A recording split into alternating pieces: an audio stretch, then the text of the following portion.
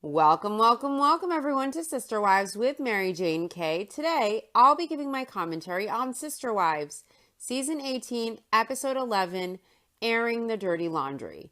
The episode was pretty uneventful. It was definitely a filler episode, but a few moments this episode struck me. We can all recall Cody forcing Truly to ride a bike before she was ready. That was a scene we all can recall. Truly was scared. Cody was pushing her to ride a bike when she wasn't ready. She voiced that she had reached the limits of her comfort. She had reached her boundaries. And Cody pushed Truly to ride that bike despite what she wanted and despite her fear level. Truly felt unsafe during that first bike riding experience with her dad. And the trauma Cody caused with his forcefulness had lasting effects on Truly. We see this episode that Cody really traumatized Truly in the past. When Cody forced Truly to ride that bike against her wishes when she was 5 years old, that was a really harrowing experience for Truly, and it stuck out in her mind. And now Truly is 12 years old and she feels ready again, although she's hesitant, to try again to learn to ride a bike. Aspen and Mitch are there, Peyton is there, Christine is there. Everyone is there cheering Truly on, being her support system. Christine mentions how Truly really wasn't ready to ride a bike when she was 5. And now she went to Christine of her own volition and she told her she wanted to try riding a bike again. So Christine is really trying to support Truly in what she wants. And Christine reiterates that she would never push Truly beyond her comfort level in the way that Cody did. Cody explains he writes it off as just not one of his best experiences with Truly. That's what he has to say about it. Mitch was awesome this episode. He was trying to teach Truly how to ride a bike. He was very patient with teaching Truly, and he really seemed to understand Truly's emotions. He was very in tune with Truly, and he was in tune with Truly's comfort level, and he really made Truly feel safe when learning to ride a bike. I think Mitch is going to make a phenomenal father someday. It was really awesome to see Mitch be so patient and so understanding of Truly. And when we juxtapose that love and support Truly got during this second go-round, this second experience of riding a bike, with the first experience of Cody forcing Truly, saying things like, "There's no crying in baseball," when Truly was truly terrified, we really can see how valuable Christine's support system is in Utah and how positive that move was for Christine and for Truly. Truly really gained a lot of love and support she wouldn't have had otherwise, even if she was close to her father. Cody doesn't provide that type of love, unconditional love and support, communication, empathy, understanding Truly's emotions, responding to them. Cody can't provide that, but Christine can provide that to Truly with the support system in Utah. Also, this episode, Mary reveals that these past few anniversaries, she really has felt like Cody's obligation, and Cody doesn't even recognize Mary on her birthday. Would Robin tolerate that, feeling like Cody's burden on their anniversary, like merely an obligation he is forced to fulfill, like turning in his math homework? Would Robin accept that of her husband? This episode, Cody finally has a talk with Mary. Mary asked Cody, since their life is public, to discuss that their marriage was over. Mary felt that they should be open and honest in public about their story and about their marriage ending. And Cody is the one who ended the marriage. And Cody told Mary no. He didn't want to do that. He didn't want to go public with it. And he told Mary he just has so much criticism already to deal with that he doesn't want to be open and vocal about this, about breaking up his marriage with Mary. And he asked Mary, let's just keep this between us.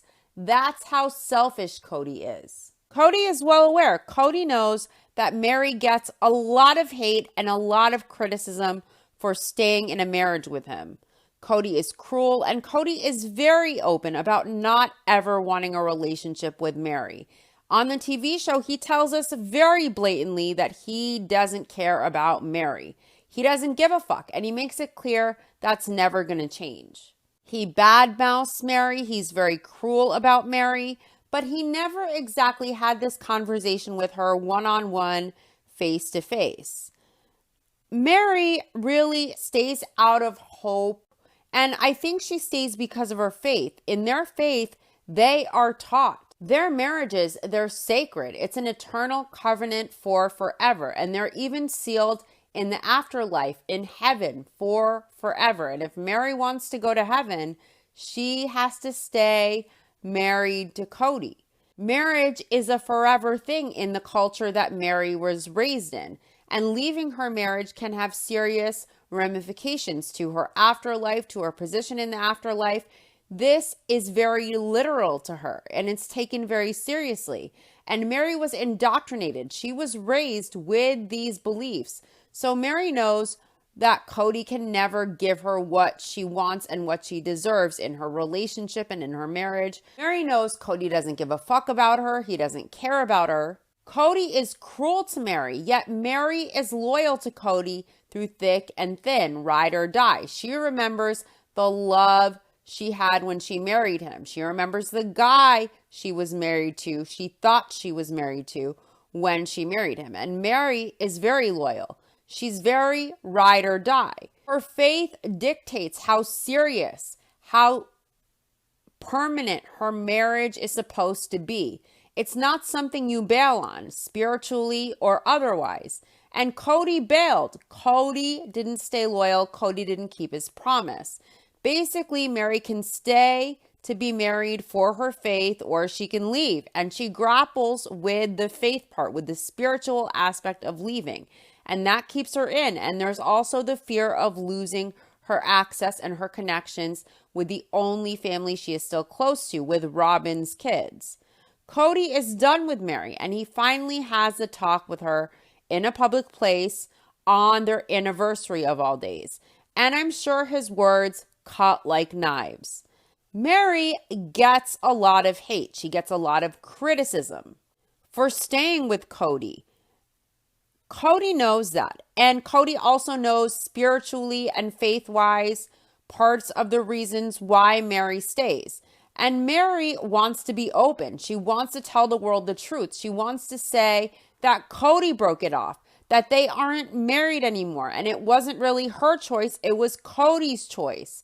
Cody refused to go public about this. He was saying that he doesn't want the bad PR. He doesn't want the criticism. He's already dealing with enough. So selfish Cody, he would rather Mary just shut her mouth and keep this to herself, that he broke up with her, for his optics as she continues getting boatloads of hate. That's the type of selfish, egotistical coward Cody is. He wanted to silence Mary. He wanted to muzzle her voice. And Mary isn't doing that. Mary has a story to tell, and Mary's going to tell it. As usual, Cody cares more about his optics and his reputation than his ex-wife, the mother of his kid, getting a break from the constant criticism she endures. Just as long as the criticism isn't directed at him, Cody doesn't care. That's how little respect he has for the mother of his child, the first love of his life, the first woman he married, the woman who sacrificed her legal marriage just so Cody could adopt his soulmate's children. And on top of that, Cody sticks the daggers in, again telling Mary he never loved her, he never ever felt like that about her. He just strung her along just to make sure. He wanted to affirm that. What a dick. Cody strung Mary along just to avoid the public backlash, and probably also for financial reasons, and also to appease Robin. And that's really cruel to do to Mary. And you know, everything you put out in the universe, you get back to you tenfold. You will receive it. So Cody has a hell of a lot of karma coming his way. Does Cody say hurtful things like he never loved Mary ever at all just to hurt her because he's still pissed about the catfish? Does him being cruel uphold his ego? Cody gets off on being cruel to Mary, and it's sinister AF. Cody may not love Mary now, but I believe he did love her once. And I think now it's easier for Cody to just justify himself, to write off any love he ever had for Mary. Cody is very cruel, and if he rewrites history, if he buys into believing it was always this, it was never love, it was always like this, it's easier for Cody to feel justified in his toxic behavior. Cody saying he never loved Mary ever, that's not what he said in Becoming Sister Wives, but we're going to get to that in a little bit. Cody rewrites history when it coddles his ego, when it makes it more convenient for him to swallow all of his bullshit in his delusional mind. His revisionist history reduces his toxic behavior to something palatable, to something justifiable to Cody in his sick mind. I really hope Mary comes to terms with the spiritual aspects of leaving Cody, and I hope she leaves, and I hope she finds a man, a partner, an equal who can love her as she is and give her what she deserves. Mary isn't perfect, but she is loyal. She is loyal even when the other person doesn't reciprocate that loyalty back to her. And Mary really deserves someone who can be as loyal to her as she is to them. I hope she finds it. This episode opens with the news that Mackenzie and Tony are having twins. That's amazing news. Congratulations to them. Christine feels that it would be so easy for Cody to fix his relationship with Janelle. But it's the relationship with Janelle's kids that is really the main frustration, and that's the main problem with Janelle. Christine thinks it's ridiculous. She acknowledges that Janelle's situation is a lot harder than hers. Definitely, let's not forget, Christine had a home she could sell, and she could liquidate, and she could leave with something. It was more cut and dry. It was easier. Janelle has nothing in her name. She has no asset she can liquidate. She doesn't have a home to be able to have money to leave. And all of Janelle's money, all of her credit, all of her finances are entangled with 3 other people on this land that they have yet to pay off, and the clock is ticking. Mary reveals that it was recently her 32nd wedding anniversary with Cody. Mary wasn't sure what to expect, but Mary feels like the past few years when Cody took her out for her anniversary, it really felt more like an obligation than anything else. Cody doesn't even take Mary out for her birthday. Cody didn't even call. He didn't even text. Cody can't even call his kids on Christmas or for their birthday. So a wife that he's really not that crazy about, even as an acquaintance, I'm not surprised he doesn't even call or text for birthdays. So he didn't even call or text Mary on this anniversary. So Mary decided to take the initiative, and she wished Cody happy anniversary.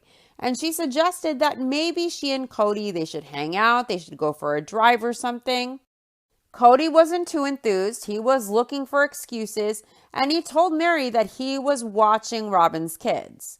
Could we imagine if it were Robin's wedding anniversary, Cody ever telling Robin he couldn't make it because he was watching another wife's kids? Can we imagine him having to ask that other wife permission to do something with Robin on their wedding anniversary? Cody told Mary he's watching another wife's kids, Robin's kids, something he won't do for any other wife in the family, and he had to ask Robin's permission first.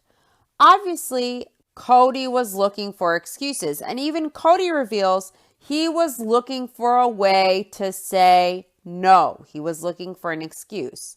Cody would rather watch his kids for Robin, something he would rarely, if ever, do for Janelle or Christine, than take Mary out for her anniversary. If Cody didn't call her, Mary should never have called him. Cody's radio silence said all Mary needed to know about how much he valued their marriage on their wedding anniversary. Yet she still called Cody asking to go out, asking to do something. I really think Mary should want better for herself than a man who has to ask his other wife if it's okay for him to go out with her on their anniversary. He was hoping Robin would say no and forbid him, but she likely insisted that Cody should take Mary out. She wants to give Mary those false, crumbs of hope. Robin is constantly giving Mary false hope about Cody, and this is a big crumb to throw Mary's way, so of course Robin said yes. I'm sure she insisted, and Cody didn't have a choice. So Cody took Mary out to a public place to have the talk one-on-one with her in public, to have the conversation, to spell it all out for Mary one-on-one, finally, after years. Cody wants nothing to do with Mary or this anniversary. He even slips up during this confessional scene. He intentionally says that when Mary called him to take her out for her anniversary, and then he stops himself and he corrects himself with our anniversary. What more proof do you need that only one person is invested in the marriage? Even to Cody, the absent half of this marriage, it's Mary's anniversary, not their anniversary. Cody told Mary he was watching the kids, he needed a minute, and he explains he needed a minute to think. He wanted a reason to say no in the event that he didn't think taking out Mary was the right thing to do. Cody probably didn't want Mary to get a smidgen more of any false hope. So Cody didn't know if this was the right thing to do. He had to think about it, and then later he decided he would take Mary out. And during the dinner, he made reference to faking relationships. And Mary asked Cody what he meant by faking, and Cody gestured between he and Mary. They were sitting across from each other, and Cody said he meant this, he and Mary. And Mary asked what Cody meant. She said she wasn't faking anything. And Cody told Mary he doesn't know why she even bothered to call him and even wish him a happy anniversary. And Mary told Cody she called because it's their anniversary. They're married. And Cody told Mary right then and there in public that they aren't married. And then he paused, he stopped what he was saying, and he switched to telling her they weren't living as a married couple. But before switching and amending and adapting to that, he said they aren't married. And then to cover up his blunder, he said they weren't living as a married couple. So Mary caught Cody's blunder when he almost blurted out, "We aren't married."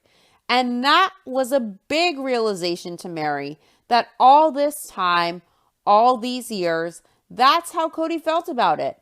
Mary says she didn't know that. She maybe didn't want to accept that, but I don't think she just didn't know that at all. I mean, Cody maybe doesn't say what he says on the show about Mary directly to Mary, to her face, but he makes it very clear there is no hope, not even a grain of sand's worth of hope that he even wants to be her acquaintance. So he obviously doesn't respect her, love her, or see her value.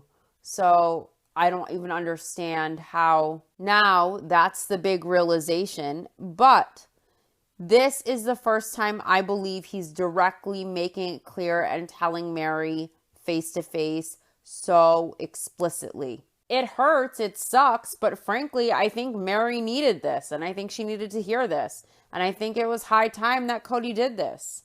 I think he could have done it in private at her home or at his home in private to give Mary the space to process her emotions, but I'm glad that he did do it.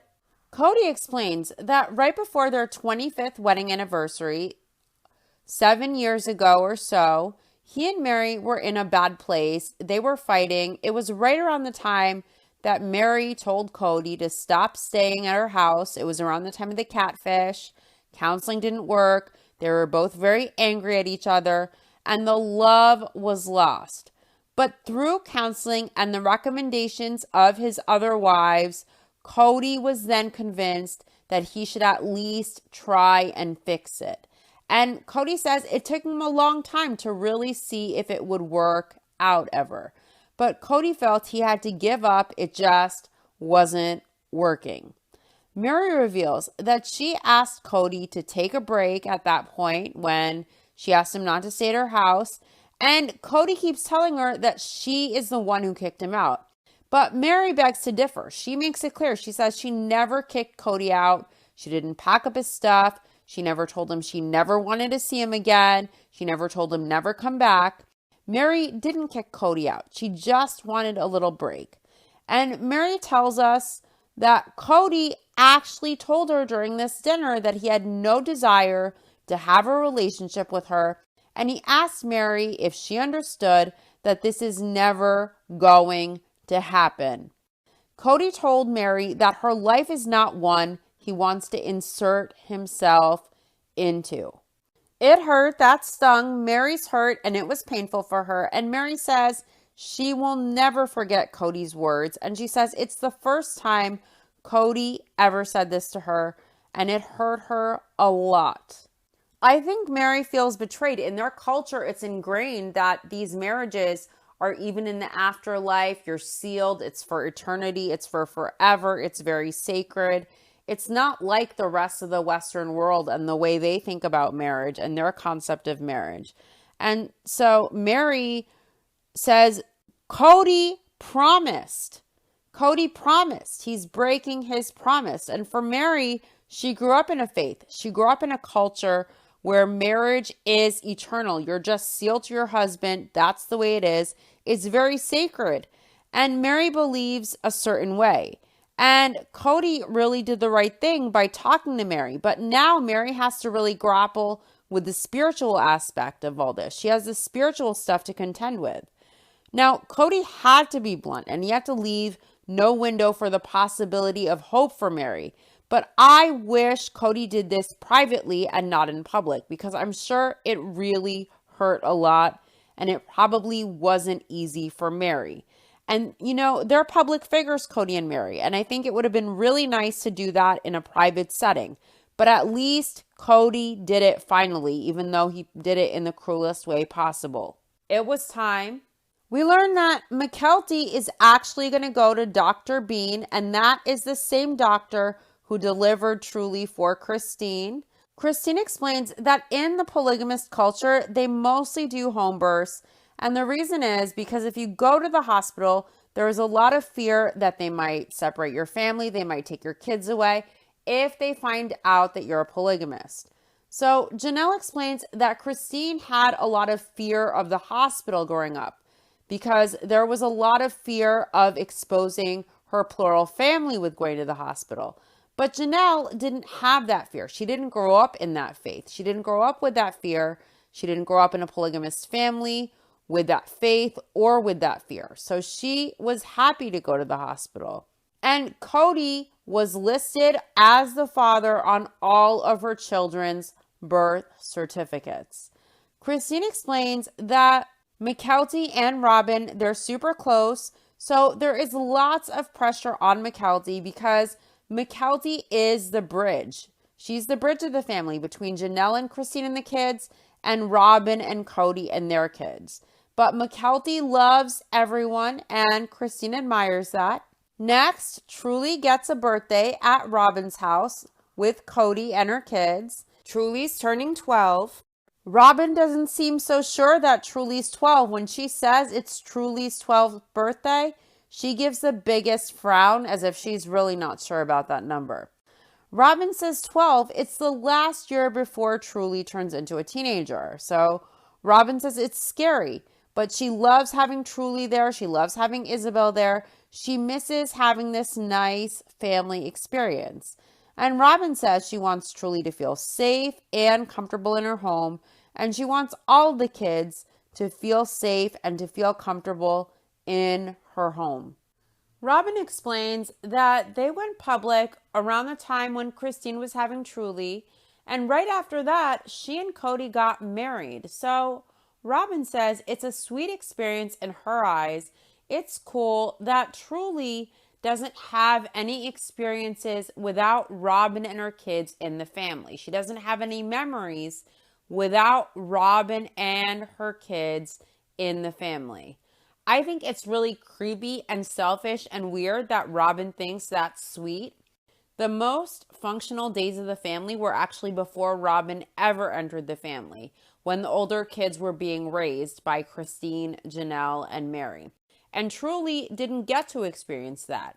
She got a father who was disconnected, spending most of his time investing most of his effort with Robin and her kids.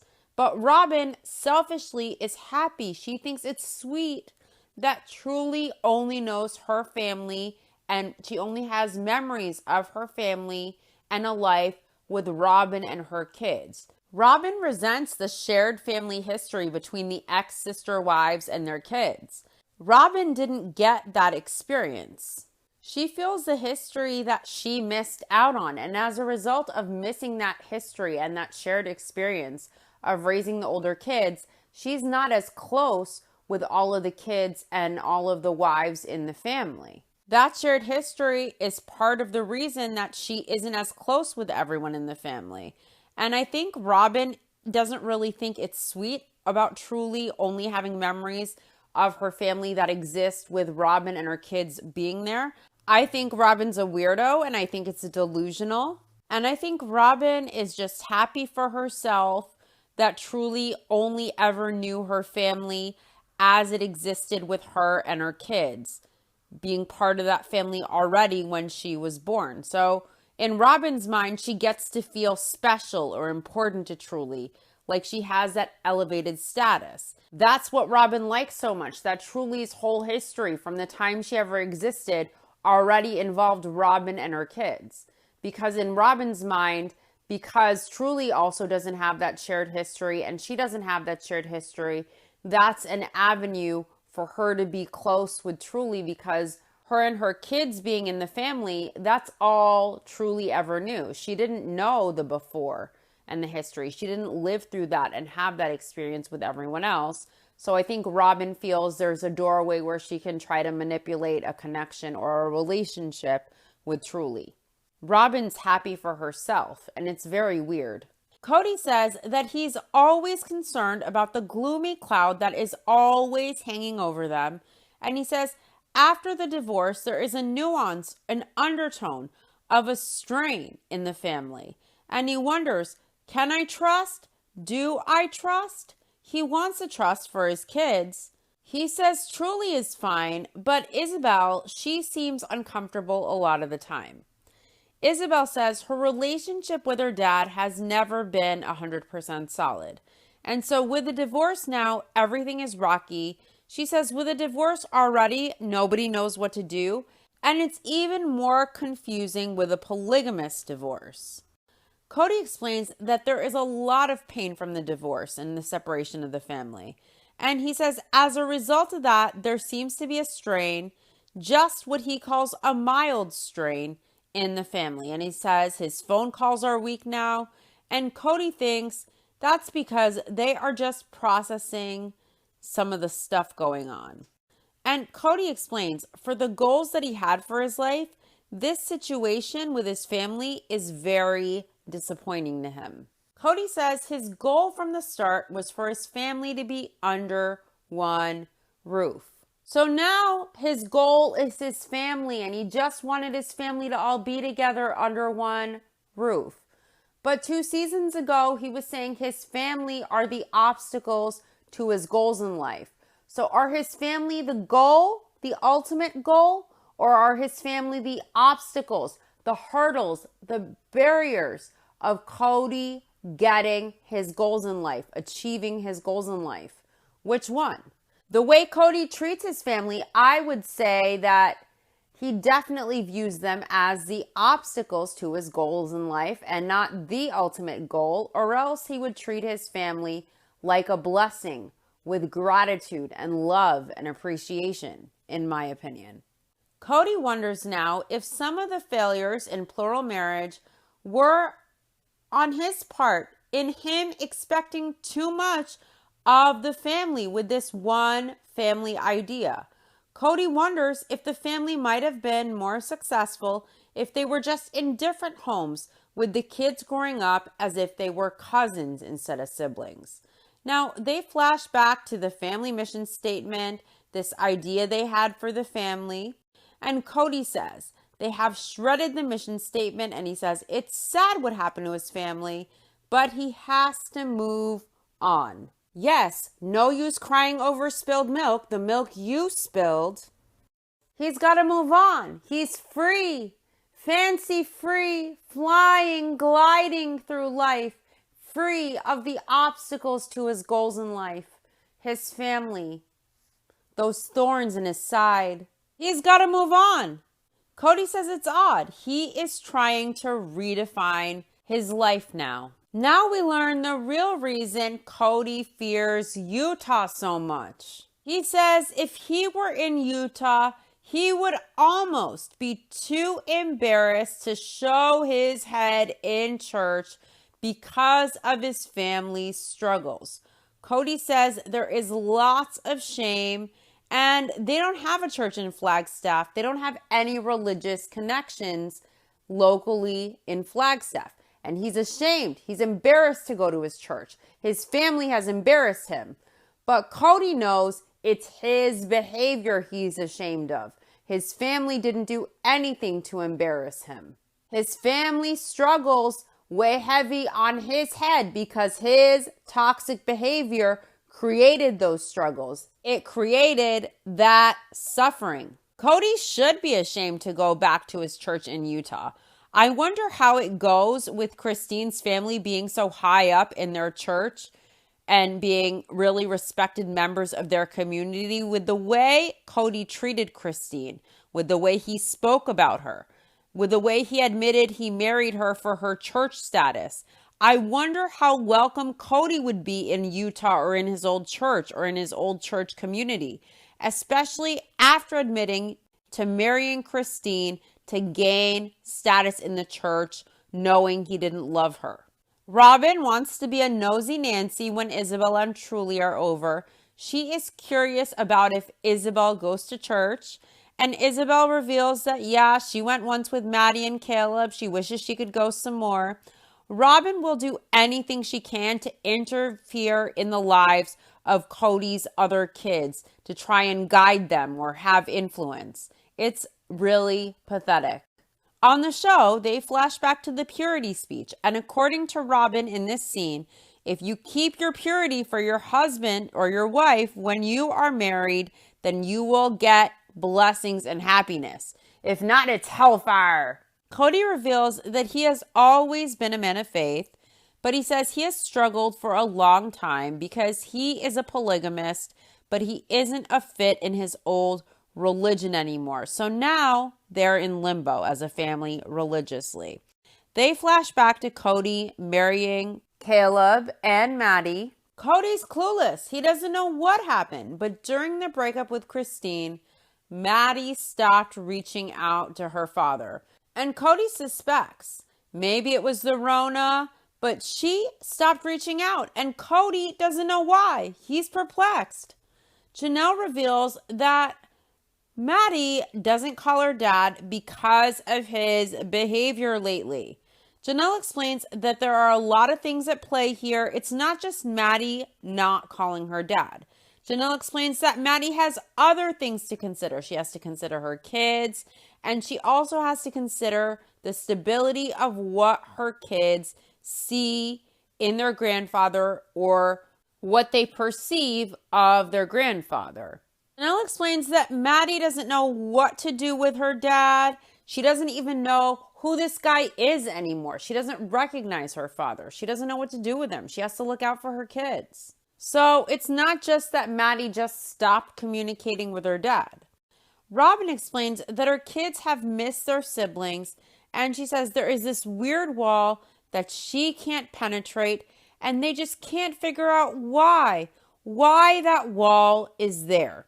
Listen, the wall is there because of Cody's favoritism, the neglect of his other wives and kids to invest so much more in Robin and her kids, the emotional abuse, and the bad, toxic behavior from Cody. And it's also because of Robin enabling Cody. There's a wall. We're trying to understand why. Why is it there? Why did they shut us out? Why is there a wall? Maddie isn't speaking to me. Oh, I don't know why. I don't know why. I don't get it. I don't know. It's clueless. I don't know. This playing dumb, this playing clueless It really underestimates everyone's intelligence, and it really makes Cody and Robin look very stupid. It's obviously all a show. Cody knows why Maddie doesn't call. Robin knows exactly why. The wall is up. This clueless act is so juvenile. Cody explains that it feels to him like a broken family. Cody says he can't fix it. And he says, in his own optimism, he wants to say, oh, it's just meant to be this way now. And he wants to just say, well, these people that are here together, they can work out their relationships on their own, and they can work out their relationships with me. Cody says it's complicated. If they want to work it out with him, they can, but it's complicated. Cody explains that the relationship hasn't ended with his family, but Cody says it's an ending, and he says it's sort of sad. It's sort of sad to lose almost every relationship in your family. Sort of sad. If I lost my family, people I love, people I live with every day through life's ups and downs, sort of sad wouldn't cut it. And utter despair would barely scratch the surface. But Cody is just, sort of sad, that he lost his whole family. No big deal, whatever. It's interesting that Cody puts all the blame on his family. They're the ones who need to work it out together. It's on them. In Cody's eyes, his actions, his words, his toxic behavior, they just don't factor into the equation at all. In Cody's eyes, it's just on everyone else. I think it's interesting that Cody's fine with the broken family. He wants to just accept it as is. He doesn't want anything really beyond these broken relationships. Cody says the kids can go to him. They can work out their relationship with him if they want. It's on them.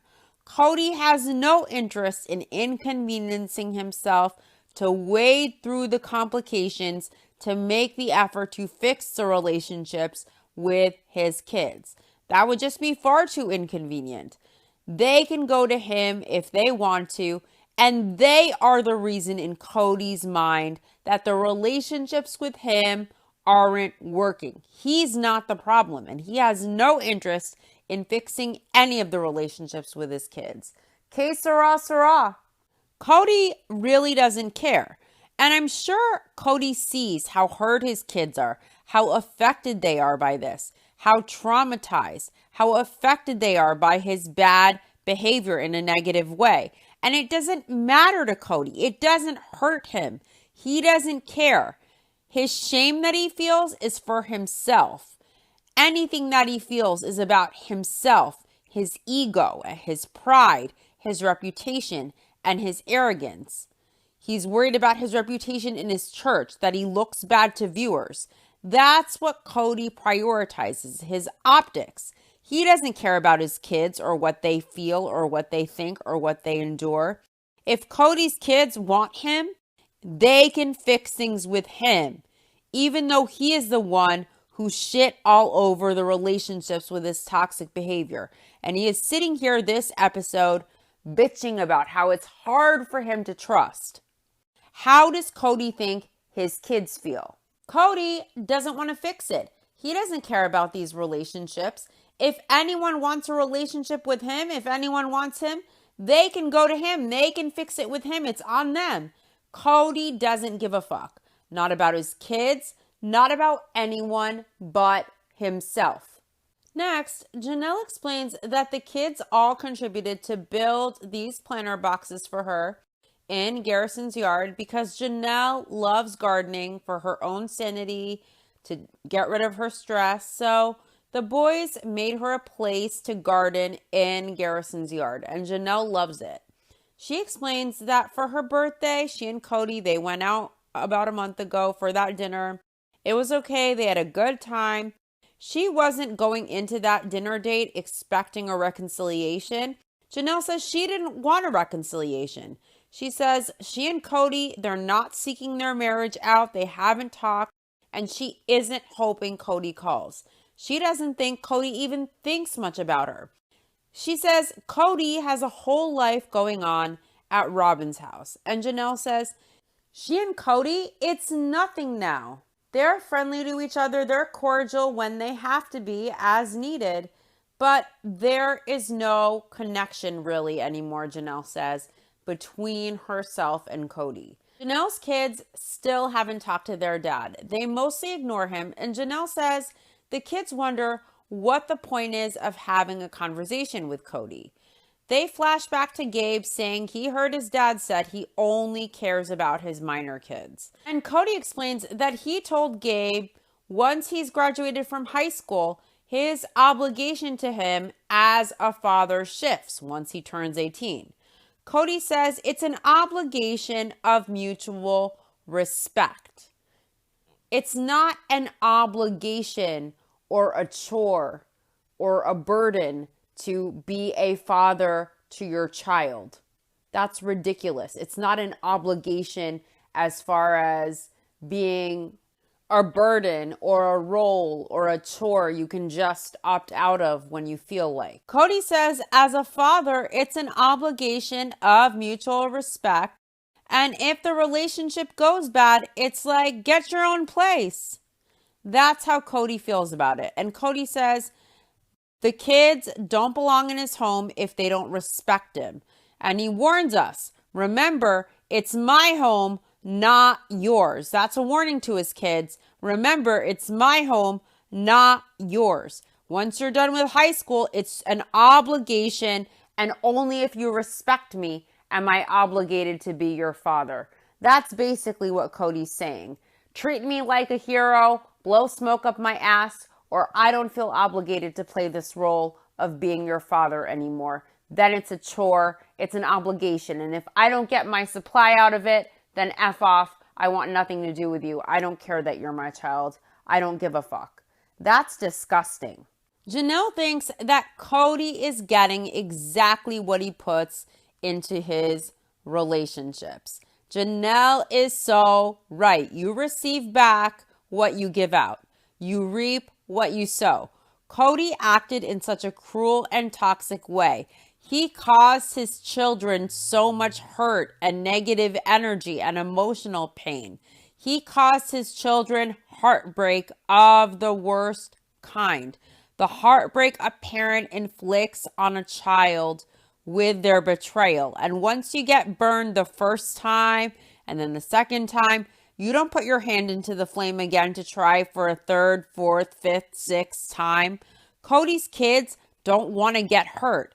He gives his kids the messages that are toxic, that are negative, that they are unworthy, that they aren't valued, that they aren't favored by him, that they aren't lovable, that they aren't worthy of the same amount of love and investment from their dad that Robin's kids receive. So of course the kids avoid Cody. Cody only hurts and disappoints them inevitably, and he isn't capable of giving the kids what they need, what they want, and what they deserve from him as their father. So why would the kids want to be around him? Just to get burned. Cody neglects his other kids. He treats them as if they are inconsequential to him, as if they have less value to him than these other kids. And he puts Robin's kids on a pedestal. And when you keep getting burned and hurt and disappointed and let down, you aren't going to want to play the same record on repeat. You're going to want to protect yourself and protect your heart and protect your worth and your identity. Kids deserve so much better from their father. And Cody not feeling the weight of the pain and hurt he inflicted on his kids, making excuses for it, that says a lot about how delusional Cody is and how selfish he is, how egotistical he is. It really shows Cody's poor character, and it really leaves so much to be desired. Janelle hasn't spoken to Robin or Mary since the conversation on Robin's porch a year ago where Cody yelled at Janelle that she didn't give a shit. Cody yelled that Janelle was dismissing it, dismissing his Rona, dismissing Cody surviving his brush with near death. Janelle explains that she hasn't sought Cody, Robin, or Mary out, and they also haven't sought her out. She says she and Robin, they're great team players, and they could always work together for the sake of the family. But other than that, she and Robin never connected as friends. Robin was 10 years younger than her. Her kids were way younger than her kids. They didn't have anything in common. They really didn't have similar tastes. Janelle says that she and Mary, they always had personality differences, so she really doesn't feel like she needs to really seek Mary out now to continue that relationship. Janelle explains that she still has family. She has family with Christine, and she still sees her. She still sees all of their kids, and the kids all still interact. And she says the kids all see each other, and it feels normal. It feels like old times when the kids and Janelle and Christine get together. That's Janelle's family now. Everyone gets together and there is no peripheral drama. And Janelle feels when they're together that she has found her family, and her family is with her kids, Christine's kids with Christine. And Janelle has also found a lot of peace with gardening. Gardening eradicates her stress. And Janelle says she would love to do greenhouses on the land. She wants to do a small scale grow operation. I'm sure she wants to do top-notch hydroponics. Janelle wants to be engaged full-time in the growing of plants. I wish Janelle was growing some lovely indica plants, but no, I don't think that's her thing. It looks to me like Janelle is growing herbs, not my kind of herb, and tomatoes and veggies, that type of deal. But next season, I believe that Janelle is going to have her sister wife Kush out. It's not going to be Janelle Brown. Janelle Botwin. That would be profitable. I would buy some sister wife weed. I seriously would try it. That's a business that would work. Janelle wants gardening to be the second part of her life, and she would be happy at this point just to be able to pay off the property. She says at this point, it's crickets from Cody and the family. And she is just getting the runaround whenever she asks Cody about it. As we recall, Janelle has been concerned with paying off this land for years. All of her finances are tied up in this. Her name is tied up on different parcels of the land. And if they don't get this land paid off, her finances will go down. She'll lose a ton of money.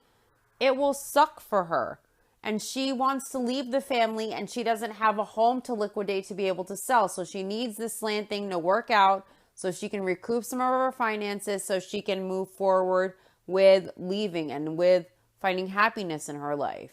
You know, Cody's tactic used to be, as Janelle said, she would mention paying off the land when she was eager to build the casita, and Cody would threaten her that she needs to stop talking about this right now. He would quiet her voice, shut her up, stifle her voice, and tell her, if you talk about this now, I'm going to get angry. I'm going to be angry at you, to try to get her to shut up about it.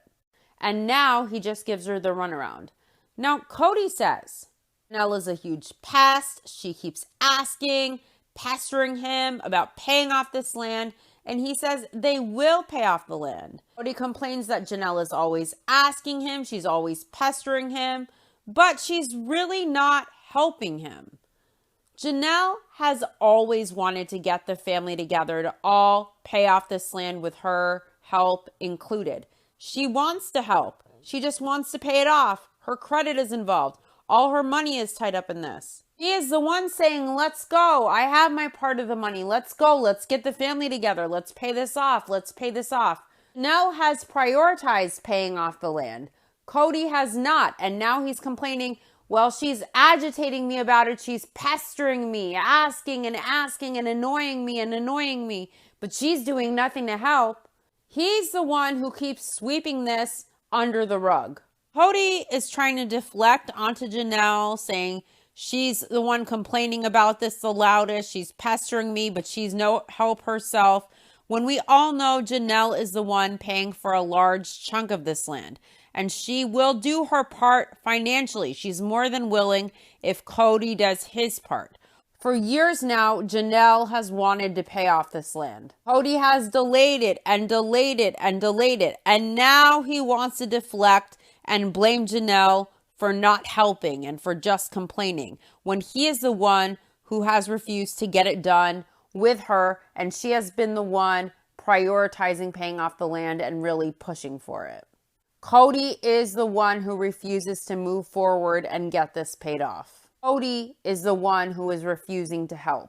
Cody was the one last season saying, well, we don't have the money for this. When Janelle was very honest and she said the same amount of money is in the joint family account that was in there before Christine bought her home and was able to access the joint family account to buy a home, and Robin as well. So the money was there. Cody's the one who was being unhelpful. Cody says that he and Robin, and he only mentions he and Robin, still intend to build there. Janelle says the clock is ticking and the loan comes due in a year, and she hopes Cody, Robin, and Mary aren't stupid enough to let the land slip away after all they invested in the land. Cody insists, though, that he and Robin, they still intend to build there, but Janelle isn't so sure that Cody will pay off the land. I think she feels it could really go either way. Janelle says she feels anything is possible and she doesn't really know these people she used to be a family with anymore as far as their priorities or their thought processes. So she doesn't know how it's going to go. Janelle doesn't trust Cody and Robin, and she knows Cody doesn't care about doing the right thing or the fair thing. He doesn't care if he reciprocates. He doesn't care if he betrays her. Janelle knows she's on her own, and these people she called her family, they're not actually loyal to her. They don't actually have her back. They'll betray her in a hot second if it benefits them, and she knows that. So she's not sure how this will go. This year, for her birthday, Truly, of her own volition, went to Christine, and she wanted a bike as her birthday present, so Christine obliged. Truly's turning 12, and she had that bad experience with Cody riding a bike when she was 5, and she hasn't wanted to ride a bike since. That's how traumatic it was. Truly still doesn't know how to ride a bike at 12 years old because of her disastrous first attempt with Cody. They flash back to Cody forcing a terrified 5-year-old Truly to ride a bike for the first time. In this old scene of 5-year-old Truly, she's crying, telling her dad she doesn't want to do this. Her voice sounds terrified. Truly is crying, and in the flashback scene, she is saying, "No, Daddy," and she's pleading with Cody, and Cody tells her there is no crying in baseball. Truly told her dad that this isn't baseball. She's not comfortable. Christine says Truly's experience with Cody, it was terrible. Cody says he struggled with Truly. She wasn't connecting to the experience of bike riding, and she didn't want to do it. So Cody, he felt he had to push her. Cody explains this away. He says that sometimes you have to push your child as a parent. And Cody says he did that. He says he loves Truly. And that bike riding experience, it wasn't his favorite experience with Truly. And the experience traumatized Truly so much that she didn't want to attempt to ride a bike until now, 7 years later at 12 years old. And Truly is still scared. She's nervous. She even wants to cry trying now for the second time. And she really isn't excited to ride a bike because of what happened with her dad and the impression that left on her when she was 5. But Christine talked to Truly recently about riding a bike. So now Truly decided she is ready to try riding a bike.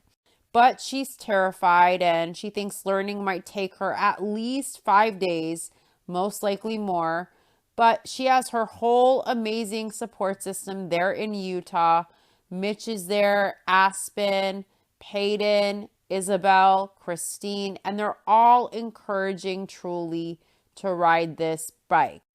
But Truly isn't ready to let go yet. Christine is so gentle and sensitive with Truly. She tells Truly that it's fine.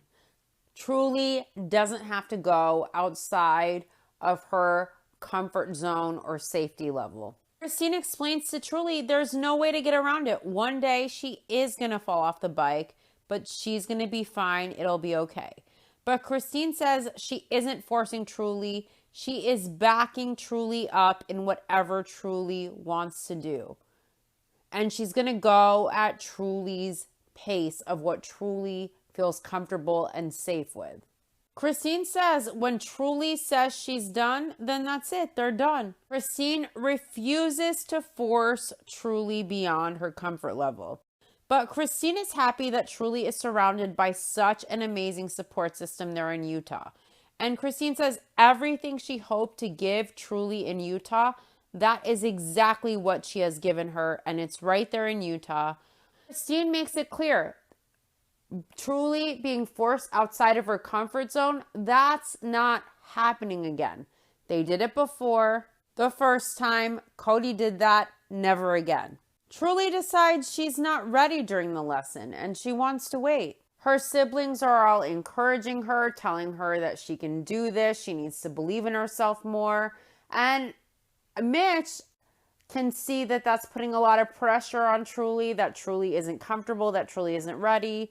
So Mitch, who's mainly teaching Truly, he tells everyone, listen, Truly needs less voices. It was good advice. And when Mitch talks, everybody listens because Christine says Mitch is a man of few words. And when Truly reaches her limit for that day, Christine reassures Truly that's okay. She did great. And she lets Truly know Truly is making lots of progress.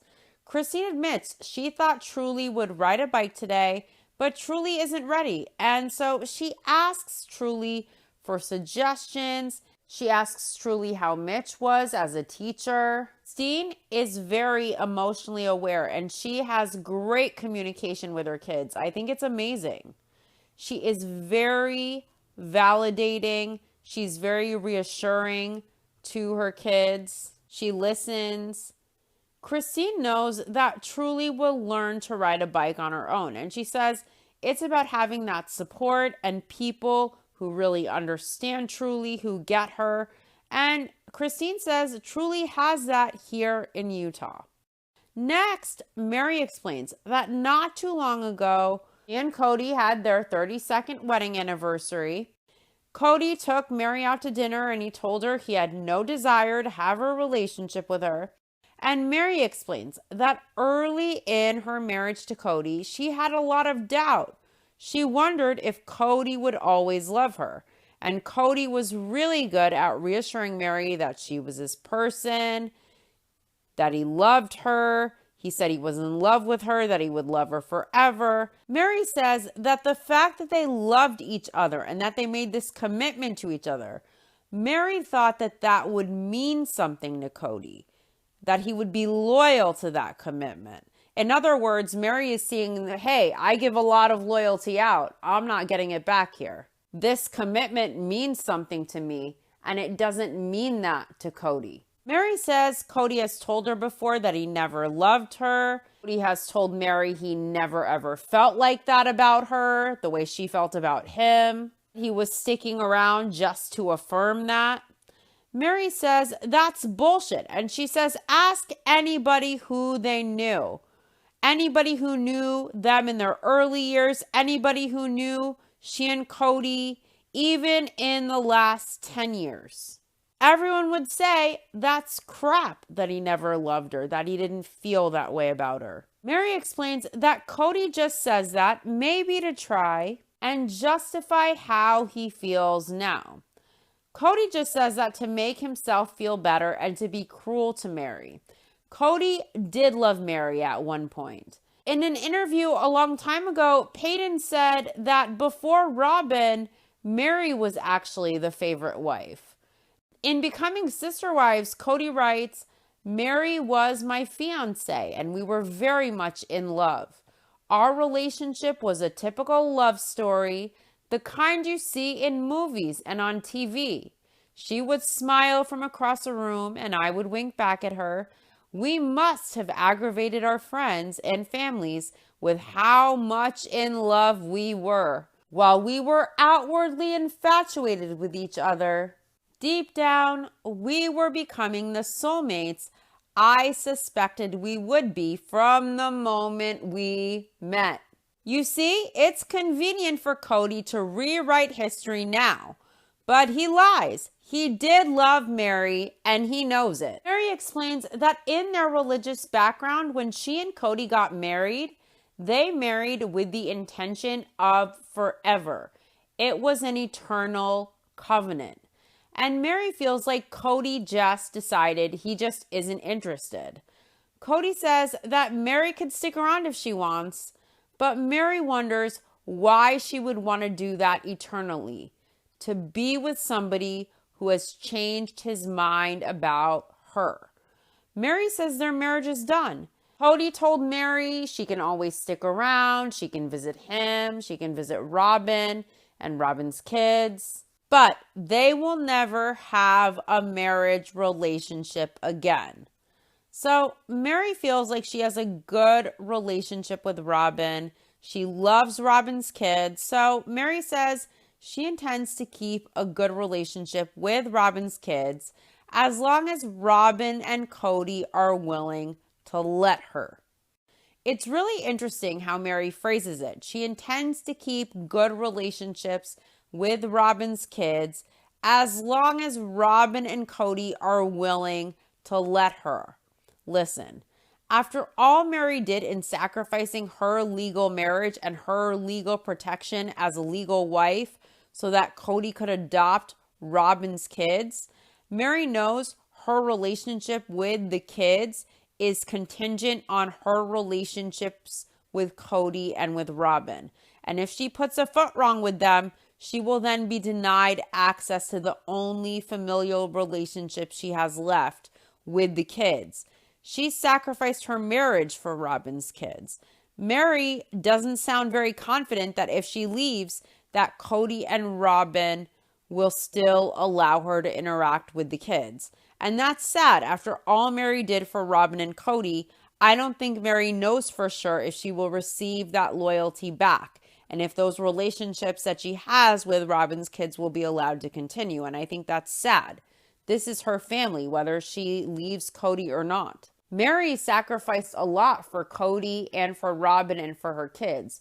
They should love her forever, regardless of their faith, regardless of what they believe, regardless of if she's married to Cody or if Cody announces that he's no longer married to her or not. They should always love and respect Mary and feel very grateful and appreciative towards her. And instead, they treat her like she's chopped liver. Mary isn't even secure and sure about those relationships, and she should be. If she considers them her family, can't they respect her enough and appreciate her sacrifice enough to show her some love and gratitude back?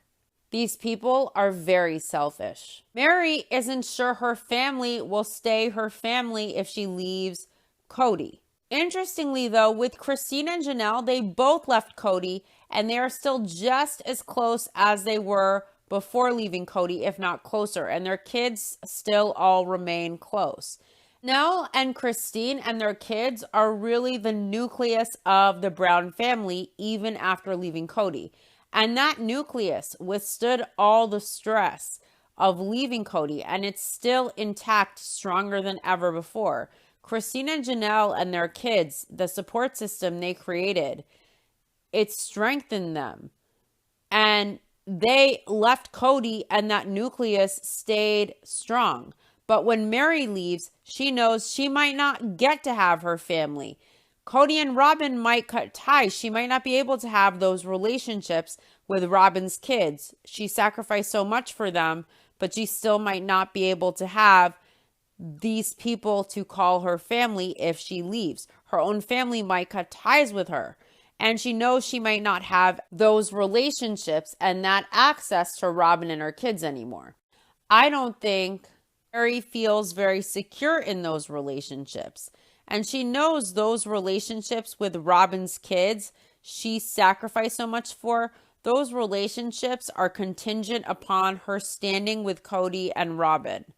Mary asked Cody, since their life is public, to discuss this. She felt that they should be open, they should be honest in public about their story, about their marriage ending, about Cody telling Mary it was over. Cody told Mary, no, can't go public. He didn't want this out. He didn't even want to do that for Mary. He told Mary he just has so much criticism on him already that he just doesn't want to be open and vocal about it. And he asked Mary, let's just keep this between us. But Mary isn't going to go the rest of her life hiding the fact that this is the way their relationship is. And she isn't going to go the rest of her life hiding the fact that Cody told her he doesn't ever want to have a relationship with her. Mary says, and I agree, this is her story. It's her story too, not just Cody's, and she has a right to tell her story. Mary sees two options: to continue living the way she has the past 8 years as an amazing, independent, badass person who is officially married to somebody, but not emotionally. She can keep doing that, or she can terminate it, and she can take the steps to move forward to be done with it.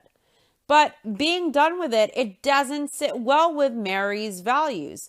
Mary says she didn't make this eternal covenant with Cody just to say she'll end it. And she didn't marry Cody to say this isn't working and to peace out. Right now, she has no idea what to do about it. Cody is a coward. He wants Mary to take all the negative attention and energy that she receives for staying in a marriage to Cody. And Cody ended the marriage, and he wants Mary to keep her lips zipped. He wants Mary to keep taking all of the flack so he can avoid the negative attention and criticism. What Mary suffers because she stays married to him is inconsequential to Cody. He doesn't care if Mary going public with the fact that he broke up with her might alleviate her negative publicity. If it were public that their marriage is over and that Cody ended it, it would be a lot easier on Mary. But Cody doesn't care. Cody's main concern is his own optics and his reputation. I have a feeling Mary will be getting much more vocal about her story, and I think Mary deserves a voice and she deserves to be heard. And Cody really has no right to ask her to be silent, basically to protect him. Cody wants loyalty. That's what he says. He wants protection. He wants Mary to silence her voice to cushion the blow for him. He doesn't care that Mary has been knocked out round after round because of her unfailing loyalty to him when he isn't loyal to her. Cody fails to see Mary's loyalty. Would Cody ever take the flack? Would Cody ever take the negative comments and all the heat and all the hatred and all the bullshit and all the toxicity just to prevent Mary from getting the bad reputation, just to protect Mary? An honorable man wouldn't give a fuck what anyone said about him. They would prefer that the negative attention go to him rather than their ex-wife and the mother of their child. But not Cody. Cody prefers it goes on the women, on the mothers of his kids, as long as it doesn't affect him and his precious Robin or their ridiculous, disgusting victim mentalities and delusional reputations. Cody is going to feel like a real fool when he realizes the wife he thought was the most loyal, the one he holds up like a prize, that wife really only looks out for herself. That wife was only managing the fuck out of Cody. And the wives who genuinely would have been loyal to the end if Cody invested in them, those wives he threw out like yesterday's trash. He picked up a lump of coal over 3 precious rare gems, and he is holding that lump of coal up like it's a first place glistening golden trophy, and that's what he delusionally pictures in his mind. And everybody sees him holding up this lump of coal. Everybody is laughing at him, just propping up this lump of coal, praising it. And we see the coal. It's ashy, it's chalky, it's sooty and black. And Cody sees this golden trophy shining, glistening in the light. But when it turns to coal, when Cody sees this trick of light, this trophy turn into a lump of coal, when Cody sees the coal as it is, he is going to wish for those loyal ex-wives. He is going to wish he was less arrogant and less prideful with his kids, with his ex-wives, and he will be left with nothing, and he will be left with no one. and Robin and her kids will leave him all the way behind. Robin will live in her lair with her kids and half of all of Cody's coins, and Cody will be calling his kids, Cody will be calling his ex-wives, and nobody's going to be answering the phone. That does it for this episode. I'll be back next week with the next episode of Sister Wives Season 18, Episode 12. Thanks for listening. I'll see you next week. Bye.